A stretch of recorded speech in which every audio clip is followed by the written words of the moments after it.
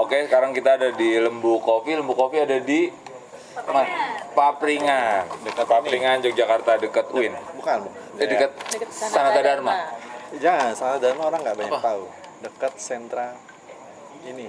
Ayam geprek. Sentra yang Buru. Sana tuh Buddha Buru. Kok gue taunya malah stempel ya? Kejauhan. Lebih dekat Sanata Dharma. Lebih dekat saya. Oke. Maipah dan Bunga-Bunga. Kumpulan cerpennya dari Intan Paramaditya yang berjudul Sihir Perempuan. Yang pertama kali muncul adalah Curiga dan ODGJ. Silakan ODGJ. Orang dengan gangguan jiwa. Jualan. dengan gangguan jual. Silakan Mbak, gue lupa. Balkis. Suaranya rada keras ya, Mbak, karena mikir. Ini poin-poinnya gitu ya. Apa yang kamu dapat? Apa yang kamu dapat? baca? Nanti kita obrolin. Ada banyak apa sebenarnya tetap ya kayak si Intan ini kan dia narasi feminisme tapi dibalut dengan horor gitu kan, cerita horor gitu.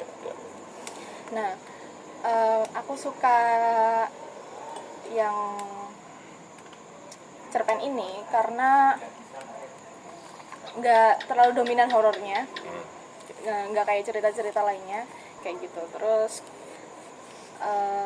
apa ya suka sih sebenarnya, suka aja gitu. Poin pertama itu yang aku dapet sih sebenarnya kayak yang pas yang di awal itu kan diceritain ketika dia ngupas wortel itu kan, mengiris wortel gitu terlalu lama gitu. Terus framing yang melekat ke si tokoh utama kita ini, dia adalah seorang orang kota gitu, maka kayak disindir gitu kan. Wong kota tidak senang masak ya gitu. Nah, terus si penulis di sini gitu, atau sebut saya tokoh kita ini langsung dia mengutarakan apa yang dia rasa gitu dalam hatinya gitu, dalam perasaannya. Ini bukan masalah kota atau desa. Ya karena memang nggak suka aja gitu. Ini hobi bukan kewajiban kayak gitu. Nah, jadi seolah orang kota itu lekat hubungannya dengan tidak suka masak, dan orang desa itu memiliki kewajiban gitu loh, kewajiban dan pasti suka kayak gitu, karena itu sudah terjadi secara terus menerus Tradisi lah ya. Tradisi. Walaupun di kota sebenarnya juga ada sih. Iya, sebenarnya masih ada gitu. Tapi kan karena orang desa jadi kan lebih mudah kali ya. Terus sampai dia sama ini sih kayak harus cepat isi kayak gitu. Oke. Nah, biasalah orang orang baru nikah gitu kan, pasti harus cepat isi kayak gitu. Sampai si tokoh kita ini ketemu sama tetangga yang aneh dan linglung kayak gitu. Dan plotnya itu menarik karena pakai apa ya? Sebenarnya masih satu sudut pandang, pakai sudut pandang si tokoh utama ini. Cuman ketika menceritakan Maipah, itu nanti kita akan dikasih garis dan apa ya, keteraturan si penulisnya sih sebenarnya, kayak penulis ini sangat teratur dari lompat dari cerita dia sampai ke cerita Maipahnya itu sangat halus dan mudah gitu loh untuk diserap kayak gitu. Terus si Maipah ini kan ternyata punya anak gitu, yang anak perempuan masih SD kalau nggak salah ya, masih SD. Terus ada anak laki-laki yang ya sebenarnya dia juga punya gangguan mental gitu, sampai digiring untuk kita membayangkan bahwa anak perempuan ini diperkosa sama si laki-laki ini, pemuda ini, lalu meninggal gitu kan, ditemukan sampai Isya gitu. Nah, akhirnya karena Maipah gila gimana ya, itu kan shock gitu kan, sangat terpukul gitu. Maka dia dengan peristiwa tersebut pasti ya dia melakukan hal itu yang apa yang dipikirkan saat itu gitu, tanpa memikirkannya panjang-panjang gitu. Nah, akhirnya si Maipah membunuh pemuda tersebut, lalu memutilasinya, memotongnya, dan dikubur di di pekarangan rumahnya. Dan di pekarangan rumahnya itu ditanemin mawar supaya tetap wangi kayak gitu. Nah, di situ ditunjukin juga bahwa si Intan nunjukin psikologi gitu, bahwa sebenarnya hal yang sangat kita benci gitu, itu juga hal yang sangat kita cintai gitu. Kayak ketika si Intan itu menusukkan jarinya ke duri itu gitu, untuk sebenarnya supaya dia terus merasakan rasa sakit itu gitu, supaya si Intan terus merasakan rasa sakit itu, rasa sakit yang dia pernah temui dulu gitu, disebabkan oleh orang tersebut gitu. Dan di atasnya dia tanemin pohon mawar gitu, makanya dia tak selalu tusukin dan sampai berdarah gitu kan. Itu sih aku suka sama. Kamu suka horor mutilasi ya? Enggak ya? Enggak juga. Enggak juga. Aku baca tadi sempat yang bagian horornya, tapi entah kenapa yang nyantol di aku tuh ini adegan, malah justru adegan awal yang mana itu tuh digambarin kayak ada keramaian ibu-ibu pada memasak. Itu tuh aku langsung oh iya, ini kayaknya itu sesuatu yang udah nggak pernah aku rasakan tuh, karena di kampungku udah mulai nggak ada masak bareng-bareng. Padahal tuh kalau dulu waktu kecil kan kayak sering dilarang karena itu kan banyak api, terus banyak benda panas kayak gitu kan. Terus begitu udah gede, aku pernah ikut gitu, terus ngobrol-ngobrol, ternyata tuh mereka tuh ada susunan ini organisasinya. Jadi kayak ada ini chefnya, head chefnya, ini soft chefnya, terus ini bagian ngiris apa potong kayak ya gitu. gitu. Ternyata tuh sebuah organisasi yang rumit, dan ketika ada acara itu tuh mereka kayak gerak otomatis tuh. Wah, aku ini. Jadi nggak ada. WO tuh mencontek itu ya. Iyalah. Tapi tadi horornya cukup kena sih. Apalagi aku juga, kalau aku lebih bukan menikmati novel tapi lebih ke komik yang berbau darah dan seks. Doa. Gabungannya bukan hanya yang thriller tapi lebih yang kayak gitu, dan itu kayak oh ini aku cukup merasakan horornya dari novel ini sih. Itu. Tapi yang nyantol yang itu ya. Sama aku juga nyantolnya yang di awal-awal gitu sih, soalnya di kampungku masih banyak kayak gitu kan, di Banjarnegara kan masih yang Banjarnegara kan masih yang di kampung banget. Jadi tuh kalau misalnya ada orang yang nikah terus hajatannya di kampung gitu tuh, terus kayak langsung rewang yang gitu-gitu. Terus ini sih yang kayak ngomongin tadi yang orang kota kayak nggak bisa apa-apa atau apa gitu tuh, aku juga ngalamin gitu tuh loh, kayak misalnya bantu masak atau apa. Tapi kamu ngomong aku nggak, orang kota tuh nggak bisa masak gitu? Enggak sih, enggak lah. Enggak, terus kemudian kamu nggak boleh mending lu nggak usah bantuin gitu. Enggak, ya Daripada ngeribetin gitu.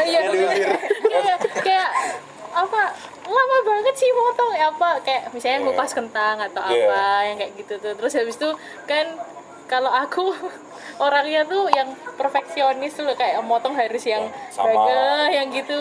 Terus kayak kelamaan kamu nih yang itu, kayak selesai itu sih. Kalau aku nangkepnya yang di awal-awal sama kayak Mas Resna. Aku sebenarnya nggak terlalu suka genre bacaan yang kayak gini ya. Ya. Gitu sih. Ya.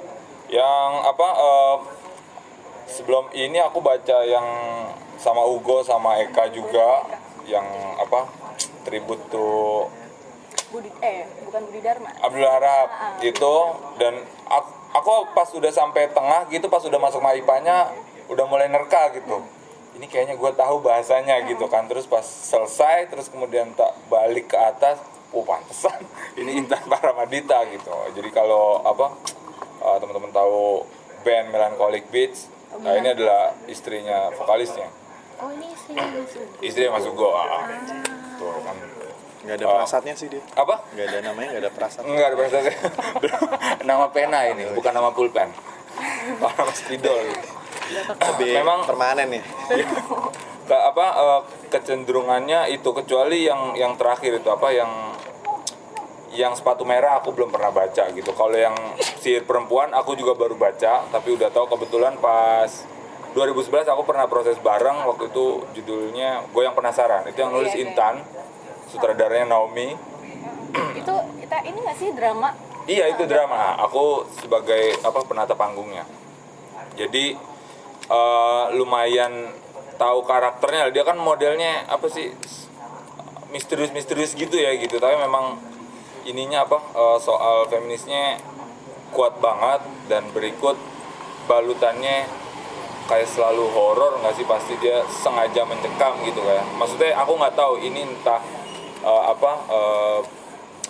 branding sebagai wanita atas dunia ini yang begitu mencekam untuk wanita, kemudian dia mencoba untuk Membawa bukan membawa tapi mencoba untuk melawan gitu. Sebenarnya kita nggak gitu-gitu amat kok, kita tuh bisa kok kayak gitu-gitu. Maksudnya buktinya ada kota dan desa itu menurutku satu contoh perlawanan tersendiri gitu. Yang satu stigma desa ke kota, yang satu kota dengan modernitasnya kayak gitu-gitu. Nggak masalah, gue nggak bisa masak kayak gitu. Yang penting gue hidup aja kayak gitu. Ya memang kalau yang soal maipahnya menurutku itu kayaknya fiksinya dia deh. Di luar peristiwa nyatanya ya menurutku. plot twist ternyata itu real. Bisa jadi juga. Bisa jadi juga. Nggak tahu juga, Bang, dikubur depan rumah. Sengaja ditanamin tapi sengaja dipiara perasaan-perasaan ini. Kamu kira apa ini? Ini Cina. Kuburan Cina. Ya juga beberapa cerpennya yang di pilihan Kompas arah-arahnya juga ke situ gitu. Bukan sama kayak gitu, tapi polanya kalau misalnya aku baca yang karya-karyanya Ugo gitu, dia kan kayak yang bagian hibridnya ya, misalnya orang-orang di antara kota dan desa gitu, tapi coba melawan tapi juga masih punya ikatan kuat sama tradisinya. Ugo kan selalu tarik ulurnya di situ gitu. Nah, Intan lebih terabas bos kayaknya gitu. Karena dia ininya kuat banget ya, kayak feminis ya gitu. Yang ditilik aja kan kayak orang-orang kayak nggak ngerti gitu dia bahasanya apa gitu. Tapi sebenarnya yang dia lihat adalah yang lebih besar gitu daripada yang kita obrolkan sekarang gitu. Di kasus Tilik ya, kritiknya gitu. Ya Tapi kan? kalau Tilik itu kayaknya lebih ke prosesnya nggak sih? Si Intan itu ngomongin soal proses gitu, bukan isi ceritanya gitu. Aku malah ngelihatnya di ininya di stigma perempuannya gitu, bahwa Perempuan yang tuh di framing kita suka gosip. Nah, suka gosip itu bahwa ada sistem yang lebih besar yang sengaja mengkonstruk itu gitu. Supaya mereka diem aja nggak Nah mikirin itu yang dia, lainnya, gitu. Jadi dia ngasih pandangan ini ada loh yang lebih besar gitu. Nggak hanya sesederhana sebagai cowok terus ngeliat cewek adalah serendah itu ataupun sebaliknya gitu. Tapi kan kemudian memang ya rada berat juga sih betul pakai bahasa Inggris kayak gitu. Mantap Mbak Intan. Tapi menarik sih ya, wacana feminisme ternyata bisa dibawa dalam bentuk cerita fiksi Ya. yang horor, nggak cuma Ya, lewat ya. thread Twitter. Karena orang bawanya kan gampangnya ke situ kan. Iya. Ternyata lewat novel juga bisa banget. Oke. Ada lagi? Udah? Simak episode spesial bersama Lembu Kopi di Spotify secara gratis atau download untuk didengarkan nanti. Jika kamu suka dengan konten ini, silahkan berlangganan lalu bagikan ke sosial mediamu. Atau dukung kami dengan klik link support yang ada di description box. Terima kasih sudah menonton. Matur nuwun.